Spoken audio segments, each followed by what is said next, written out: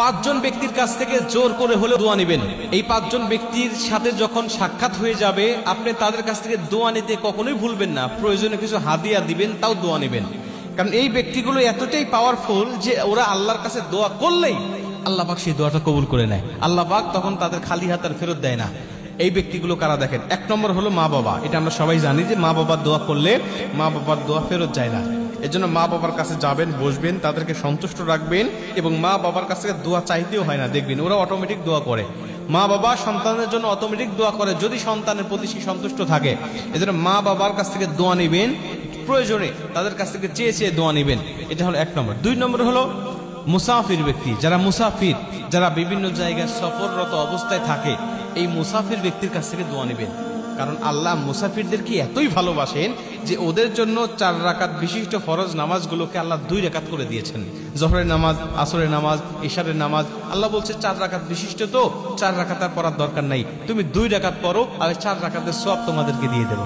কারণ সফরে যে কষ্টটা হয়, ভ্রমণে যে কষ্টটা হয়, এটা যারা সফর করে তারাই বোঝে, বাদ বাকি কেউ বোঝে না।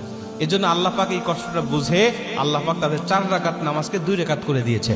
এজন্য এই মুসাফিররা যখন আল্লাহর কাছে দোয়া করে আল্লাহ পাক তখন তাদের দোয়াটা কবুল করে। মুসাফিরের সাক্ষাৎ যখন পাবেন তাদেরকে প্রয়োজনে কিছু হাদিয়া দিবেন, প্রয়োজনে তাদের কাছ থেকে বলবেন যে আমার জন্য একটু দোয়া করেন, আল্লাহ পাক অবশ্যই তাদের দোয়াটা কবুল করবে। 2 নম্বর।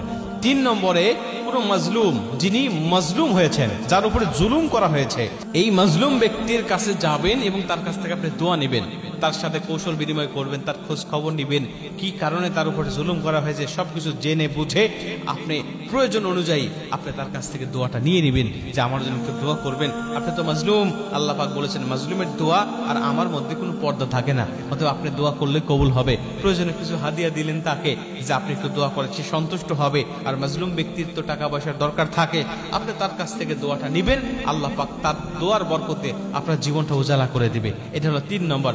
4 নম্বর হলো কোনো সাইম, কোনো রোজাদার ব্যক্তি, যিনি রোজা থাকে আল্লাহকে সন্তুষ্ট করার জন্য, এই রোজাদার ব্যক্তির দোয়াও আল্লাহ কবুল করে। এবং নবীজি বলছেন কিয়ামতের ময়দানে ওই রোজা ওই ব্যক্তির সুপারিশকারী হিসেবে দাঁড়িয়ে যাবে। রমজান মাসে তো সবাই রোজা থাকে, কিন্তু রমজান মাসের বাহিরেও দেখবেন আল্লাহর অনেক খাস বান্দা আছে যারা নফল রোজা রাখে। বৃহস্পতিবারে, সোমবারে এবং আয়ামে বীজ প্রতি মাসে 3টা করে দেখবেন অনেকেই রোজা রাখে। এই রোজাদার ব্যক্তিদের কাছে যাবেন এবং তাদের কাছ থেকে দোয়া নেবেন, আল্লাহ পাক তাদের দোয়াটা কবুল করে আপনার জীবনটাকে উজালা করবে। এটা হলো 4 নম্বর। 5 নম্বরে হলো ন্যায় পরায়ণ শাসক, যিনি ইনসাফ ভিত্তিক বিচার ব্যবস্থা কায়েম করেন, যিনি ন্যায় পরায়ণ শাসক, যার বিচার আচারের মধ্যে কোনো দুর্নীতি নাই, কোনো ছয় নয় নাই, যিনি ডাইরেক্ট সত্যকে সত্য বলে, মিথ্যাকে মিথ্যা বলে। দেখবেন এই বিচারক কারা?